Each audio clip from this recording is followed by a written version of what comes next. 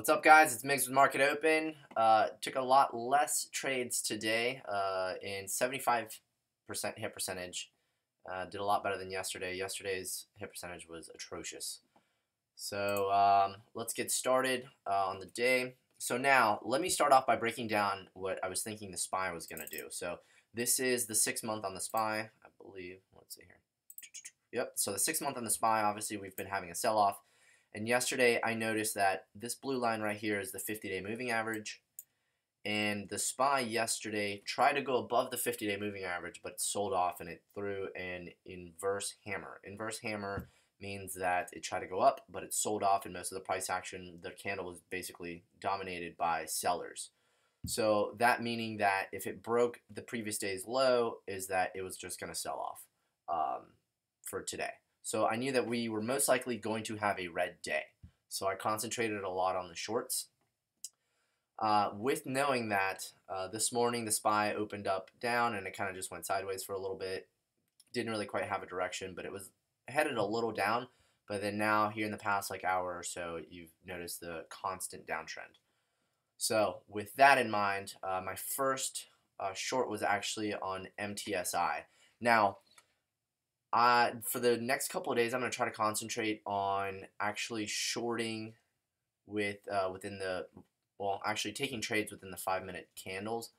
Although I do think I took this trade within 1 minute, within the 1 minute chart here. Yeah, right here.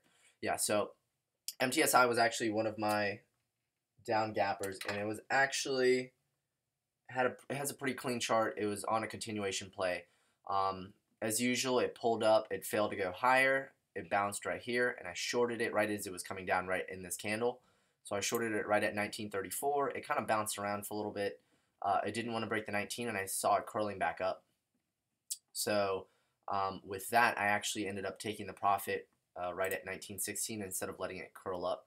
I noticed it didn't want to break the whole number, so I just went ahead and took off the trade.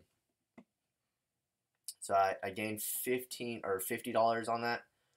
Then the very next trade was on Teva.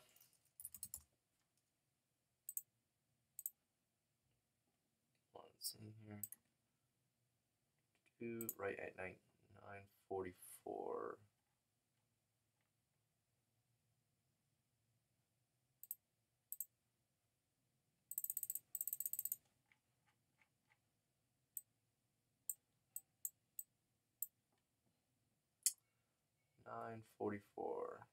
Somewhere.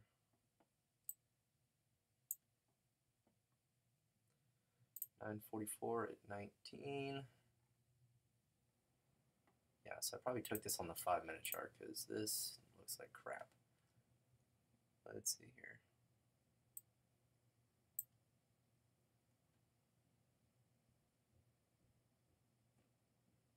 Hmm. 300 short on Teva. Oh, no, that's right. This was actually a long. Oh, excuse me. Yeah, so this was actually a long on Teva. So if you look back at a lot of the charts on Teva, Teva will actually do the opposite since it gapped down really hard for some reason. So if it gaps down, a lot of the times I expect it to go up. If it goes up, I expect it to sell off. So with that in mind, I actually decided to go long on Teva. Let's see here, over 19 here. Not really quite sure what the pattern on this was. Hold on.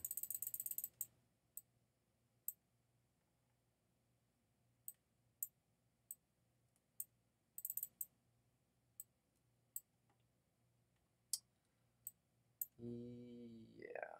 Okay. Yeah, actually I see it. So right in here. So it's kind of a pullback play on Teva, but not sure if I played it on the 5-minute.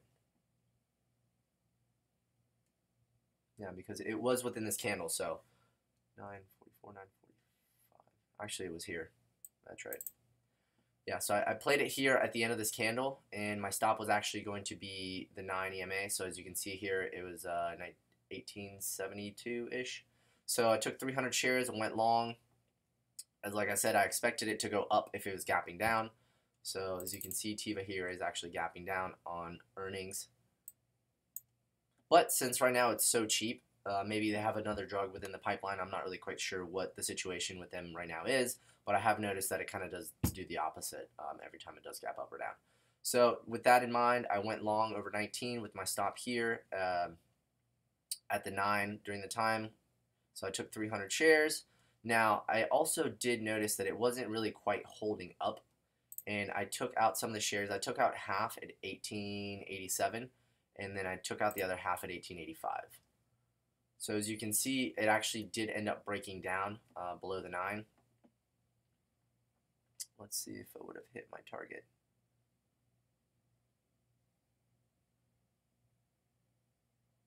Huh.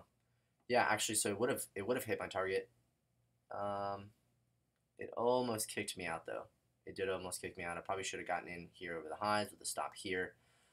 This is probably one of the trades that I shouldn't have.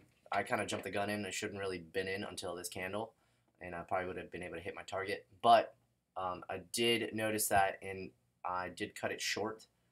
Although it probably would have worked out. So that's one. Tiva's kind of iffy. I shouldn't even really gotten in on that during that candle. So I will admit that.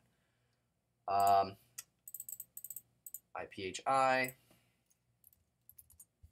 So now this one I'm a little mad about because it was on my list as a down gapper. So most likely you would expect it for me to be shorting it.